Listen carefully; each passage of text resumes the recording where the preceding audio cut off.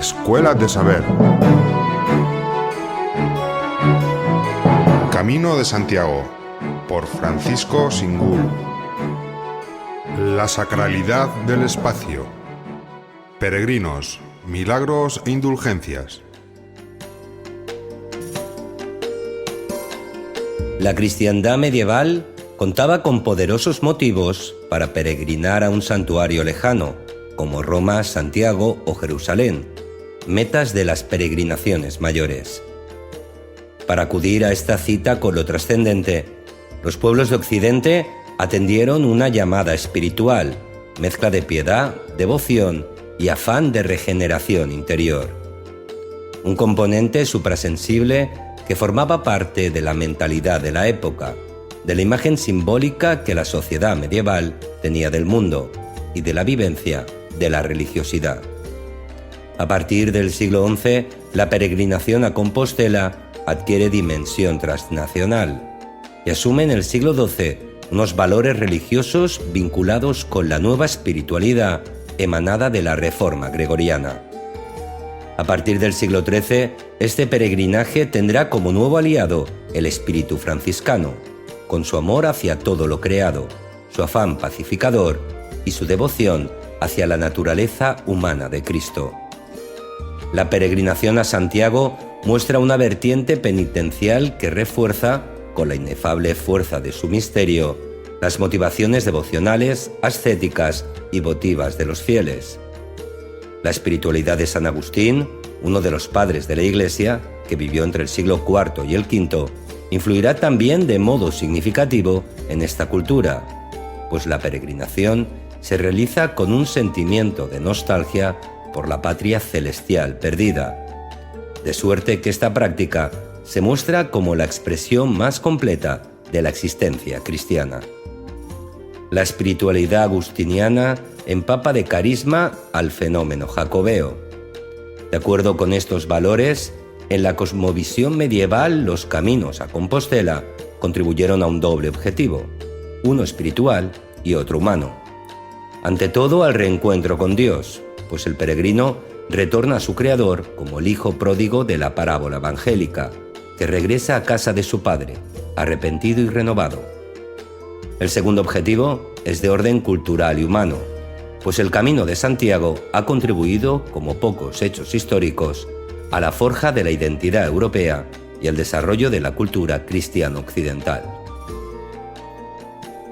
La peregrinación espontánea de cada individuo, por motivos piadosos, tiene un origen espiritual profundo, de búsqueda de verdades sobrenaturales, de modo que el Camino de Santiago deviene vía sacra que conduce a la reconciliación con el Creador y al supremo perdón. Esta renovación espiritual individual, al verificarse en grandes grupos de personas, adquiere relevancia social significativa, pues la humanidad asume un caminar colectivo y simultáneo, un viaje interior pero también exterior, que tiene por meta a Cristo, Dios y hombre. La idea de la humanidad peregrina surge en el célebre sermón Veneranda Dies del libro primero del Códice Calixtino, pues este camino hacia lo absoluto comienza con Adán y continúa con Abraham, Jacob y el pueblo de Israel, y continúa con los 12 apóstoles, también peregrinos.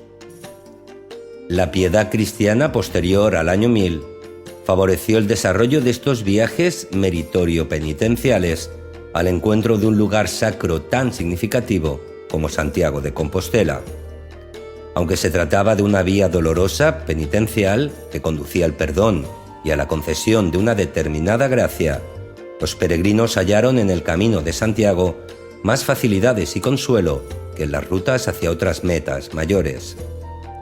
Fueron custodios de este camino las órdenes monásticas y hospitalarias, los monarcas hispanos, parte de la nobleza y del alto clero, las cofradías de peregrinos y algunos santos varones, como Domingo de la Calzada y Juan de Ortega, que ofrecieron hospitalidad y trabajaron en la construcción material del camino.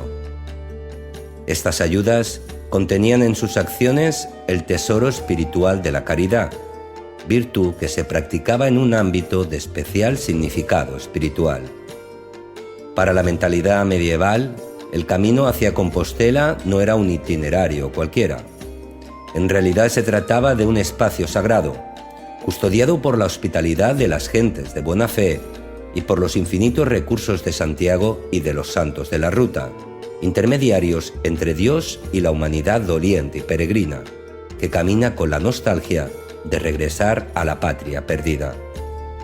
Durante el siglo XI habían mermado significativamente la posibilidad de la visita de los cristianos a los santos lugares, por la intolerancia religiosa de los turcos selyúcidas, nuevos señores de Jerusalén, tras haberle arrebatado Palestina al sultán de Egipto. El camino a Roma era también una insegura posibilidad para ejercitarse la devoción piadosa, habida cuenta de las fuertes tensiones políticas y militares entre papado e imperio, con motivo de la disputa de las investiduras. La inseguridad padecida por los caminos italianos a principios del siglo XII parece probada con las dificultades padecidas por el obispo Diego Gelmírez en su viaje a Roma pro Palio. Ante la belicosidad existente entre el emperador alemán Enrique IV y el papa Pascual II, el prelado compostelano tuvo que vestirse de soldado como defensa, contando además con un cuerpo de guardia cedido por el conde Humberto de Saboya. Frente a estos problemas derivados de la situación política de Italia y Oriente Próximo, será precisamente en los siglos XI y XII cuando se organice y promueva en el norte de la península ibérica la infraestructura física y existencial del Camino de Santiago, una ruta trazada desde los pasos pirenaicos y el santuario compostelano, a través de los reinos de Aragón y Navarra y Castilla y León. Los intereses políticos y demográficos que en su origen propiciaron el trazado y desenvolvimiento de esta vía y su infraestructura de hospitalidad dejaron paso a un espacio privilegiado por el que se encauzaban y difundían las ideas y las formas culturales que surgían en los distintos focos de conocimiento de Europa. Este hilo transmisor logrará imponerse como vía de comunicación de múltiples facetas, por su incidencia social, económica y cultural, abriéndole a la península ibérica las puertas de Europa, pero encarnando también los ideales y valores universales, propios de una sensibilidad espiritual que tiene como seña de identidad el ejercicio de la hospitalidad, la práctica de la caridad y el desarrollo de una sensibilidad positiva con energía para incentivar un fecundo intercambio de experiencias que tantas virtudes demostró a lo largo de los siglos. A partir de 1120, Santiago de Compostela se convierte en sede metropolitana. Se preocupa por su prestigio, pero también por su papel rector en el marco político-religioso hispano y europeo. El santuario jacobeo ofrecía las posibilidades propias de un centro espiritual y comercial con vocación integradora, una ciudad con infraestructuras de acogida, un centro creativo que pronto será considerado una referencia para Occidente. Un santuario, en suma, cuyo poder residía en la posesión del cuerpo completo de Santiago el Mayor, el verdadero tesoro de la Iglesia compostelana, de la ciudad apostólica, pero también del camino de peregrinación. El poder para hacer milagros residía en Compostela, pero también se manifestaba el apóstol en sus caminos de peregrinación, como prueba la colección de 22 milagros del libro segundo del Calixtino. La peregrinación siempre estuvo ligada a la devoción hacia los restos de los santos, apóstoles o mártires, o de los objetos que pudiesen haber estado en contacto con ellos. Unas reliquias que se ubicaban en los altares de los templos y que a partir del siglo X, cuando el culto a los santos adquiere una creciente importancia, se convierten en lugares de afluencia y devoción. Este principio de la mentalidad medieval, en íntima relación con la espiritualidad de la peregrinación, explica en buena medida el éxito del culto jacobeo y del Camino de Santiago, como expresión de la religiosidad popular. La búsqueda de una experiencia taumatúrgica a través de la peregrinación contaba con la generalizada creencia en la presencia del cuerpo del apóstol en Compostela. en la fe que los peregrinos tenían en los efectos del poder milagroso de Santiago el Mayor, en su capacidad de intercesión en el más allá. Se tenía en cuenta también la especial relación que desde hacía siglos se había establecido entre el apóstol y la grey hispana. De modo que el patronazgo de Santiago se concretó en el ámbito estrictamente espiritual en su poder mediador, en su carácter de valedor, intercesor, abogado defensor de sus fieles en el juicio sumarísimo que tendrá que afrontar cada alma ante el tribunal de Dios. El encuentro entre Santiago y sus peregrinos no se verifica únicamente ante la tumba que cobija la catedral compostelana. El apóstol también se manifiesta en las rutas de peregrinación, pues acude en ayuda de sus devotos en tierra y en mar. Pero también intervienen otros santos, como manifestación de las numerosas reliquias custodiadas en iglesias, catedrales y abadías de los caminos de Santiago. El libro quinto del Códice Calixtino titula uno de sus capítulos, de los cuerpos de los santos que descansan en el camino de Santiago y que deben ser visitados por los peregrinos. Y además, el libro segundo del mismo códice está dedicado a los 22 milagros más célebres del apóstol, la mayor parte de ellos realizados en los caminos de Europa e incluso en el mar. Las pisadas de los miles de peregrinos tejieron en el mapa de Occidente una red de rutas con destino a Compostela, espacios privilegiados a través de los cuales los peregrinos estaban en contacto permanente con el misterio del milagro, en un ambiente supraterrenal auspiciado por el gran número de templos y reliquias que formaban parte de la geografía sacra de los caminos de peregrinación. El libro quinto del Calixtino informa sobre la importancia de visitar los santuarios donde se conservan estos preciados tesoros.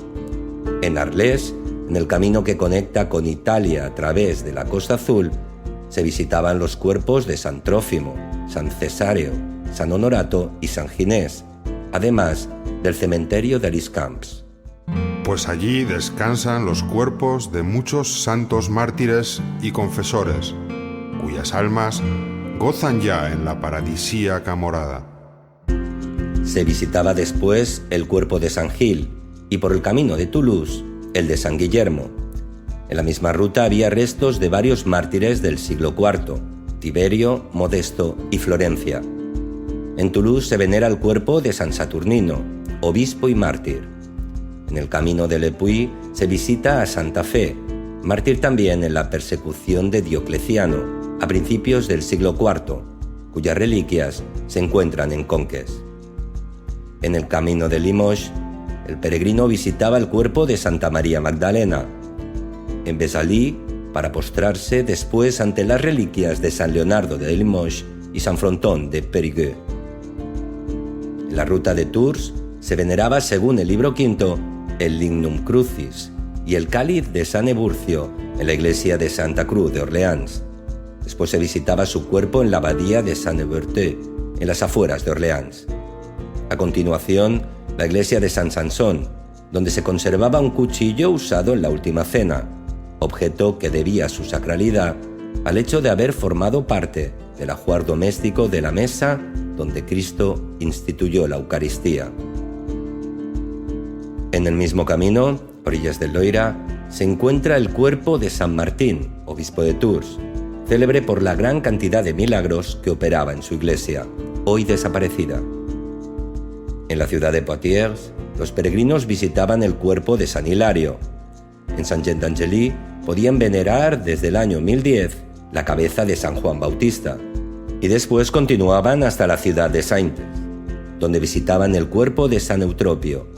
A continuación, en Blaye, junto al mar, se podía solicitar la protección de San Román y visitar el cuerpo de Roldán, el héroe carolingio. Su cuerno de marfil se conservaba en la colegiata de San Serín de Burdeos, donde los romeros podían visitar el cuerpo de San Severino. En las landas de Burdeos, el libro quinto aconsejaba la visita a los cuerpos de los santos mártires Oliveros, Candelbodo, Ogier, Arestiano, Carín y de otros muchos guerreros de Carlomagno. Continúa el libro quinto del Calixtino indicando los cuerpos santos que se encuentran en la península ibérica, camino de Compostela.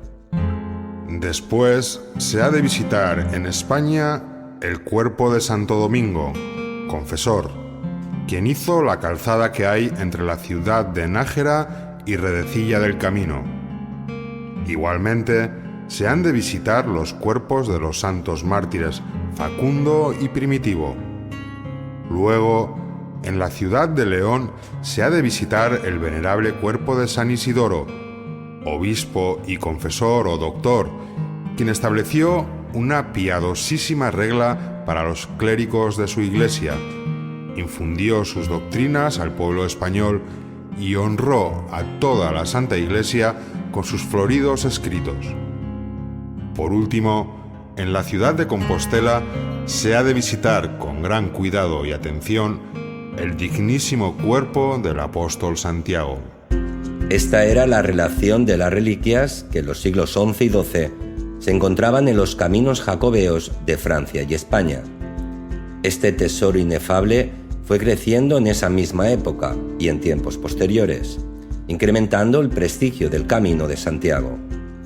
Sirvan de ejemplo los cuerpos de los santos constructores y hospitaleros, el riojano Santo Domingo de la Calzada, citado por el libro quinto, el burgalés San Juan de Ortega, colaborador de Santo Domingo, que peregrinó a Roma y Jerusalén, el monje navarro San Beremundo, abad del monasterio de Irache, el leonés San Lesmes, afincado en Burgos, donde fue abad del monasterio benedictino de San Juan Bautista, gran protector de los peregrinos, y San Amaro, peregrino francés del siglo XIII que a su regreso de Compostela decidió quedarse en el Hospital del Rey, en Burgos, para servir como hospitalero. La veneración hacia estos santos y la memoria de sus hechos, siempre ligados al ejercicio de la hospitalidad, fortaleció la sacralidad del camino a Compostela y la espiritualidad de la peregrinación. La pasión por las reliquias en general, y las de Santiago en particular, generó en varios lugares de la Europa medieval una veneración hacia supuestos restos del apóstol. Así, en la Edad Media, fue célebre la mano de Santiago que el arzobispo Adán de Bremen recibió a mediados del siglo XI de Vitale Orseolo, obispo de Torcello, una de las islas de la laguna veneciana. Quizá fue más conocida la mano de Santiago que se hallaba en la abadía inglesa de Reading, donada en 1125 por Matilde, esposa del emperador Enrique V e hija del rey Enrique I de Inglaterra. También eran conocidos el brazo del apóstol de la abadía de Saint-Denis, necrópolis de la monarquía francesa, el fragmento de mandíbula de la catedral de Pistoia, Toscana, regalo del arzobispo Diego Gelmírez de Compostela al obispo San Atón, 1133-1153, el fragmento de pie del convento de Notre-Dame de Namur, Bélgica, el diente de Santiago del Hospital de Saint-Jacques-aux-Pèlerins de París, ofrecida a principios del siglo XIV a la catedral compostelana por el burgués Geoffroy Coquatrix, familiar del rey Felipe el Hermoso, y el hueso del brazo de Santiago que el mismo Hospital de Peregrinos de París recibió del rey francés Carlos IV en 1326. No obstante esta pasión irrefrenable por la posesión de supuestos restos del apóstol, la acción mirífica de Santiago trasciende el espacio sacro compostelano donde reside su tumba, puesto que su presencia se siente en todo el camino de peregrinación. Una vez más, el libro primero del Calixtino, en su capítulo 17, resuelve de modo irreprochable este problema. ¿Cómo hace milagros en los lugares en donde no está sepultado, como en Galicia, en donde está su cuerpo? Pues si tenemos un criterio discreto, se verá pronto, porque en todas partes está presente para ayudar en el acto a los que están en peligro o atribulados, que le invocan, así en el mar como en la tierra. Así pues, se lee de la presencia de los santos mártires. En el lugar en que yacen de los santos mártires sus cuerpos, no cabe la menor duda que pueden hacer muchos prodigios, y en realidad los hacen. Y a los que vienen con corazón puro, les es dado apreciar verdaderos milagros. Santiago el Mayor demostraba su versatilidad en los 22 milagros del libro segundo del Calixtino, recopilados por intereses litúrgicos y de prestigio, procurando aumentar el poder de un santuario famoso. Los beneficiarios de los milagros recogidos en el siglo XII en el Liber Sancti Jacobi son italianos, franceses y españoles. Hay también una familia alemana, un griego y otros de nacionalidad desconocida. Algunos son nobles, otros caballeros, comerciantes, clérigos, marineros y peregrinos, jóvenes, ancianos y niños. En suma, personas de toda condición social, señores y vasallos, ricos y pobres, sanos y enfermos. Los milagros de esta antología, de perfil más popular que teológico, son de tipo material o espiritual. Entre los primeros hay liberación de encierros o de esclavitud, curación de enfermedades, evitar un peligro de muerte inminente o incluso la resurrección de los muertos, como sucede en el milagro tercero.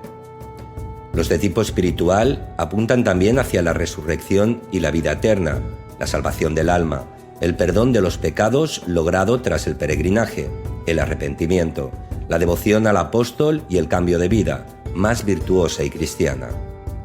Se atiende en esta colección a las dos dimensiones que ofrece el Camino de Santiago como espacio sagrado, una física, que lleva implícito el peligro que acecha en cada rincón de la ruta, asaltantes, ladrones, animales, malos hospederos, enfermedades y muerte, y una dimensión trascendente, espiritual, en el que el sentido de ascesis está muy presente. La práctica de la peregrinación occidental había introducido de modo espontáneo la regulación del beneficio del jubileo, con el logro de múltiples indulgencias concedidas por los papas a los peregrinos. La fuente más temprana que cita dichas indulgencias son las actas de un sínodo diocesano celebrado en Santiago a mediados del siglo XIII. Estas gracias espirituales, ofrecidas por la Iglesia compostelana, podían ser para el peregrino que había terminado su viaje por causas piadosas, en representación propia o en lugar de una persona enferma o fallecida, en beneficio de la cual se hacía la peregrinación.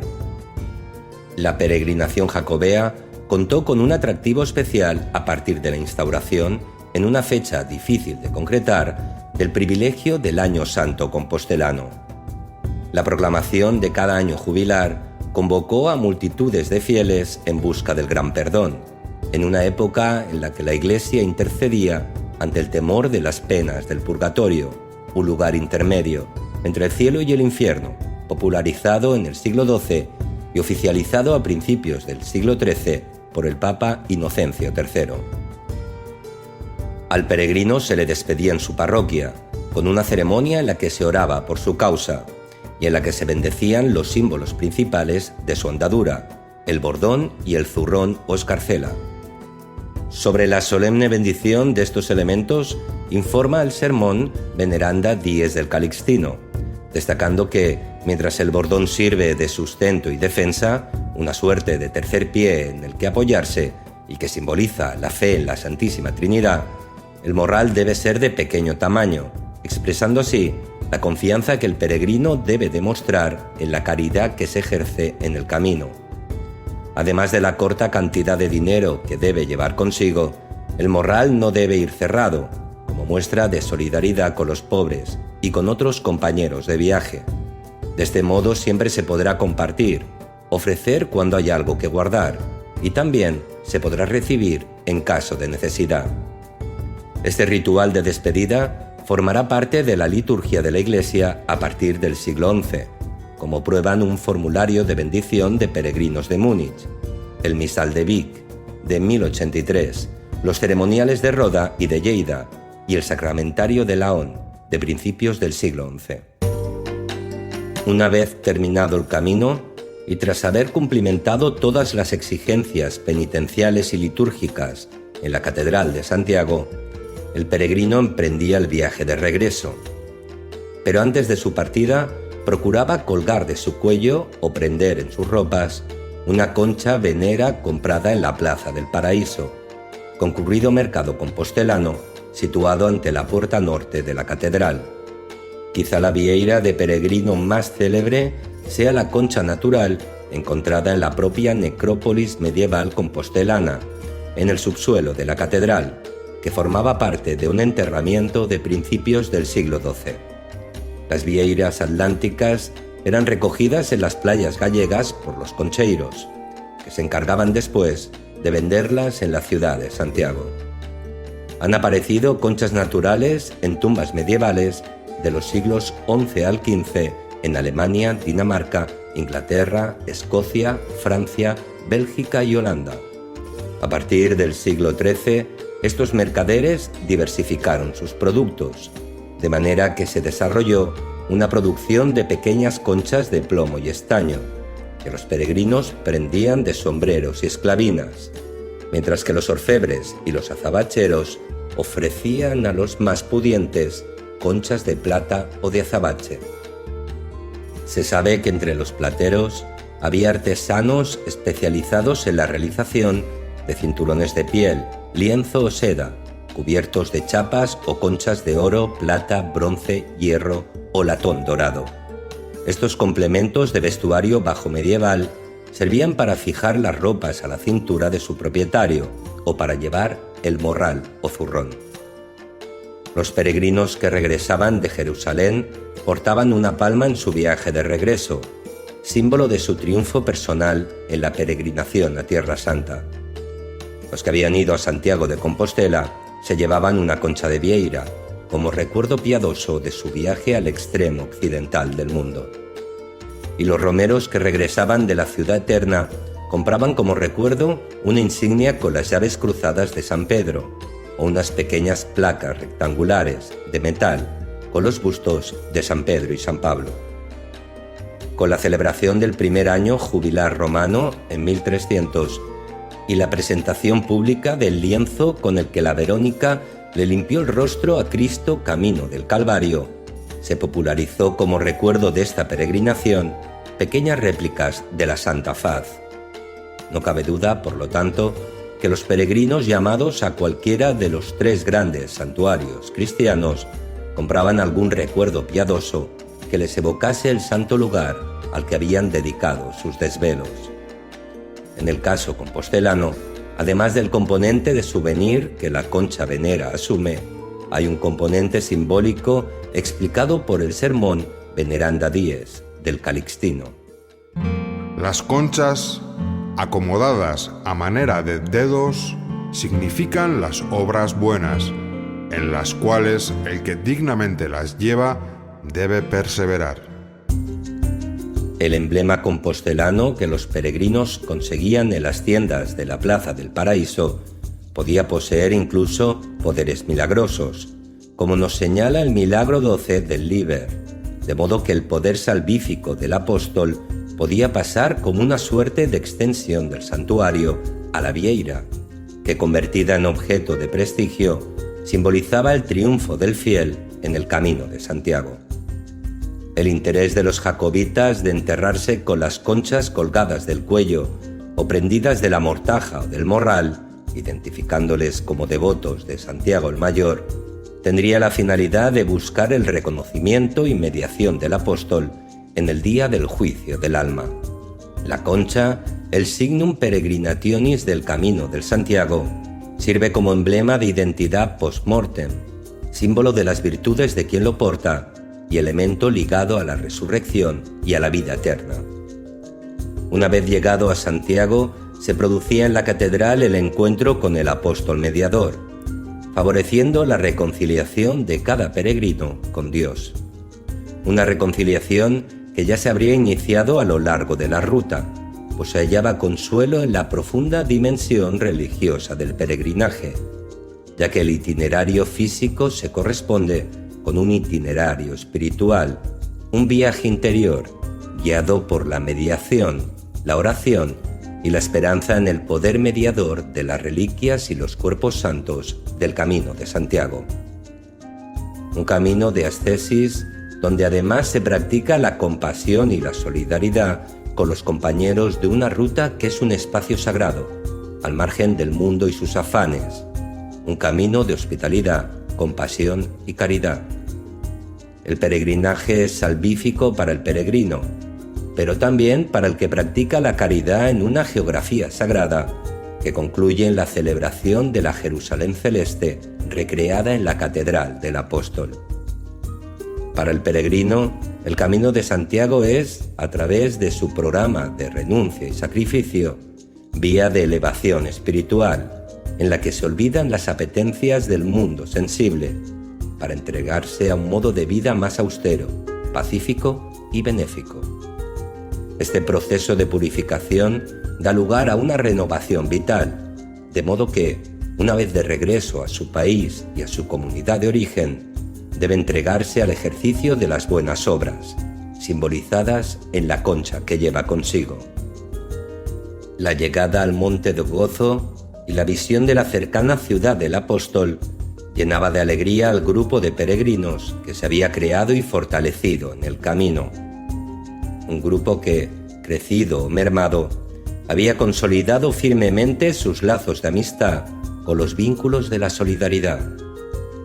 El primero en llegar a la cumbre del monte era coronado por sus compañeros, según una práctica popular muy extendida, y recibía la denominación de Rey de la Peregrinación. Después de haber caminado durante semanas o meses, la visión de las torres de la Catedral compostelana no dejaba indiferente a nadie.